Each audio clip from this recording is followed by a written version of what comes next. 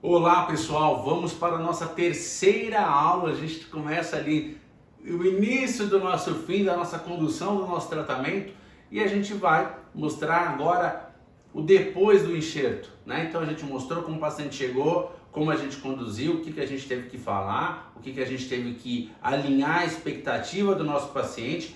Fizemos o enxerto, os tipos de enxerto, e agora a gente vai ver o resultado, qual foi o resultado que a gente obteve desse fluxo, desse procedimento. Bom, como eu te disse, né? Então essa daqui foi a paciente quando chegou. O que a gente fez? A gente removeu aquele rote da paciente, a gente removeu aquela PPR e a gente inseriu uma prótese fixa nela. Fixa nos dentes vizinhos, obviamente, mas por quê? Porque, pessoal, imagine você operar um paciente, como eu disse para vocês na aula anterior, um paciente que tinha uma depressão de volume ósseo, né? E a gente tinha que conquistar mais volume ósseo. E se isso tem que acontecer, obviamente a prótese antiga dela não vai mais adaptar tão bem assim. Ou se adaptar, vai ficar tocando numa área enxertada e pode criar alguma injúria e o nosso enxerto pode falhar. Então, às vezes, você pode ter feito tudo de maneira correta, o seu paciente pode ter colaborado de uma maneira exemplar, e você pode ter perdido o seu enxerto só porque você não se preocupou o que o paciente ia usar e como você deveria desgastar a prótese do seu paciente. Então isso é muito importante. Não adianta a gente só ter a cirurgia e a gente esquecer que o paciente vai ter um período de cicatrização, e nesse período de cicatrização, como é que o paciente vai se comportar? Aonde que ele vai mastigar? Como ele vai mastigar? Essas perguntas são fundamentais para um pós-operatório de sucesso, para você ter um sucesso na sua técnica, tanto cirúrgica do quesito de enxerto, quanto na vertente de cirurgia de implante também. Bom, então a nossa paciente foi embora já com uma prótese provisória fixa, né? A gente aguardou, pessoal, 6 meses, então isso daqui é a prótese provisória da nossa paciente, ela saiu daquele rote, foi para uma prótese fixa. Por que a gente gosta de prótese fixa? Porque mesmo o paciente usando o rote movimenta, ele balança. E ele balançando, ele pode. Claro que ninguém torce por isso, principalmente o paciente, que vai ser o maior prejudicado caso algo dê errado. Mas pode involuntariamente tocar numa área pós-operada. Então por isso a gente opta sempre por próteses fixas, para isso não ficar tocando na região que tinha acabado de ser submetida a uma cirurgia. Nesse caso, a gente aguardou em torno de 6 meses. Por quê? Porque aquela associação de técnicas que a gente utilizou, o organismo precisa de 6 meses para regenerar. Não adianta você tentar antecipar alguma condição, porque isso é a questão biológica, isso é a questão do ser humano. Assim como a ciência evolui, o nosso tecido ósseo não. Então, quando você quebrava o braço há 20 anos atrás, o médico engessava os 30 dias. E hoje é a mesma coisa. Se você fratura o seu braço, tudo bem que vai modificar, porque antigamente a gente usava um gesso pesado, quente, que coçava, e hoje não. Hoje, quando a gente vai falar de uma fratura, hoje você pode colocar uma tala muito mais confortável. Hoje você já consegue colocar algo que foi escaneado o seu braço, impresso uma estrutura que gera sua rigidez, mas sempre pensando que o seu organismo demora 30 dias para colar um ossinho ou outro. E na questão biológica, para o odontologista, isso também não muda. Então, ainda assim, o seu organismo precisa de 6 meses para cicatrizar. E se você tentar antecipar um pouquinho esse processo, você falha na sua cirurgia, você falha na atuação do seu implante, mas não porque estava dando errado, mas porque você tentou antecipar o que a biologia ainda não conseguiu reproduzir. Então é muito importante que a gente respeite esse prazo e que a gente seja claro para o nosso paciente que isso é necessário. É necessário, não adianta antecipar. Mas o meu paciente vai viajar. Alinhe a expectativa do seu paciente. Mas meu paciente vai ter um casamento. Alinhe a expectativa do seu paciente, porque isso é biológico. E quando você não respeita a biologia, o culpado do fracasso vai ser você, porque você sabia disso. Você tinha essa informação. Você sabe que o organismo necessita desse tempo. E o seu paciente não. Então é natural que o seu paciente tenta tente com você acelerar um pouquinho a condução, a finalização. Ele não quer ficar com uma prótese provisória. Então seja claro e seja seguro com o seu paciente, justamente nesse ponto biológico que é de fundamental importância. Bom, e agora, uma vez que eu já fiz o meu enxerto, eu obviamente já consegui criar a minha quantidade óssea, né? Para colocar o que? O nosso famoso implante, né? Falando um pouquinho sobre o implante, pessoal, é óbvio que o implante não é algo novo. O implante, a forma como a gente pensa e como a gente executa, foi iniciado em 1965 pelo professor Brånemark. Então, Brånemark era um médico, ele estava, para quem não sabe, ele estava estudando tipos de cicatrização, e aí ele colocou um parafuso de titânio no osso de um coelho. E quando ele colocou esse parafuso no osso do coelho, o que ele observou? Quando ele foi remover esse parafuso de titânio no osso de um coelho, ele não conseguiu remover esse parafuso. Ele falou, existe algum processo biológico aqui, existe uma interação entre o titânio e o osso que faz com que esse osso não expulse o titânio, né? E ao contrário, que ele abrace e que vire um corpo único ali naquele ambiente. Então foi daí que surgiu a ossa-integração, né? E a ossa-integração surgiu justamente envolvendo esse material, né? Esse implante de titânio. Bom, o Brånemark, a gente teve a sorte que ele entendia uma necessidade da população que muitos pacientes lá na Europa, isso na verdade no mundo inteiro, né? Mas ele enxergava isso na Europa, muitos pacientes, quando usavam uma dentadura na região inferior, ainda se queixavam, principalmente na questão de dor, na questão da falta da estabilidade da dentadura. Por quê? Porque o paciente tinha uma reabsorção óssea muito grande, né? E aí, tendo essa reabsorção óssea muito grande, ele acaba adquirindo dois grandes problemas. O primeiro é a falta de estabilidade da prótese, porque a prótese começa a balançar uma vez que ele está num plano praticamente reto. E um outro ponto é que começa a ficar muito próximo do nosso nervo, do nosso forame. E ficando muito próximo do nosso forame, a hora que o paciente mastiga, a prótese pressiona o forame é onde a gente tem a exposição do nosso nervo, né? E aí o paciente sente dor.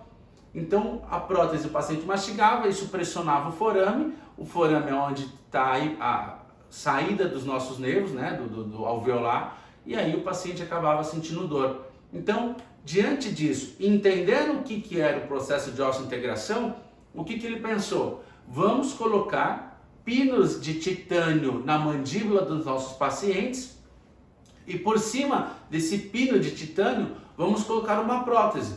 E essa prótese vai ficar parafusada em cima desses pinos de titânio, uma vez que o organismo já aceitou esse titânio no mesmo. Então daí surgiu o conceito do protocolo Brånemark, que é algo muito utilizado hoje em dia na odontologia. O que consiste até isso, pessoal? Em 1965.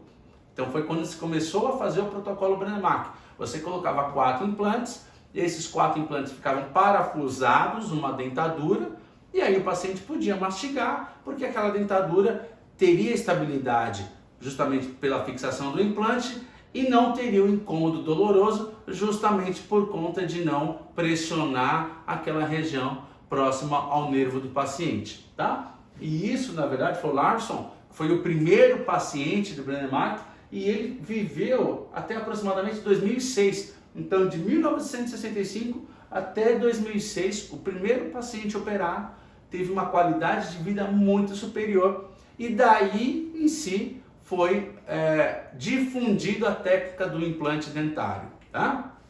A gente possui diversas conexões protéticas, então existem vários desenhos de implante, vamos dizer assim, tá? Mas embora existem vários desenhos de implante, os encaixes dele, basicamente a gente tem só 3 no mercado, tá? Então os encaixezinhos, a gente normalmente só possuímos 3, independente das empresas que existem no mercado, se é aqui no Brasil ou se é a nível mundial. E a mais comum E aquela que o professor Brånemark desenvolveu foi justamente o implante hexágono externo, tá? E o que esse implante tem?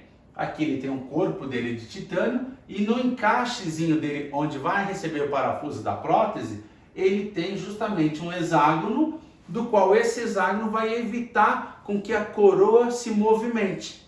Então esse foi o primeiro desenho de implante a ser desenvolvido, justamente, obviamente, pelo professor Brånemark.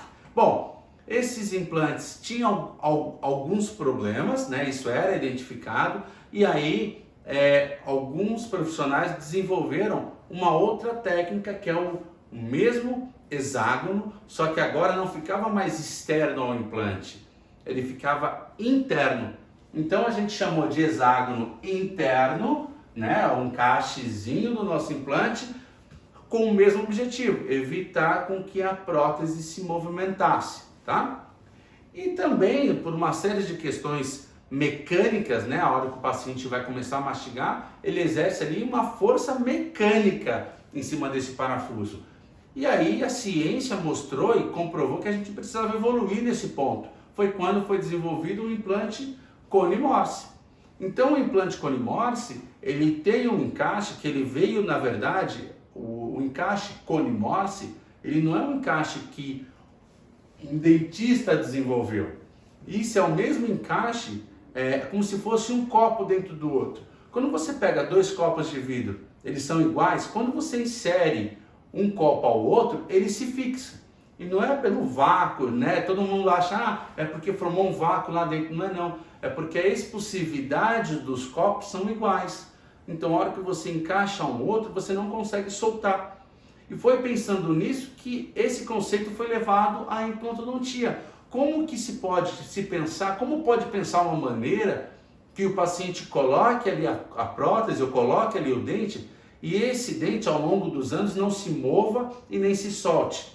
E pensando nisso, esse conceito de engenharia, que é o conceito Cone-Morse, diga-se de passagem, que todos os parafusos de um avião são nas conexões Cone-Morse, para isso não se soltar durante o voo.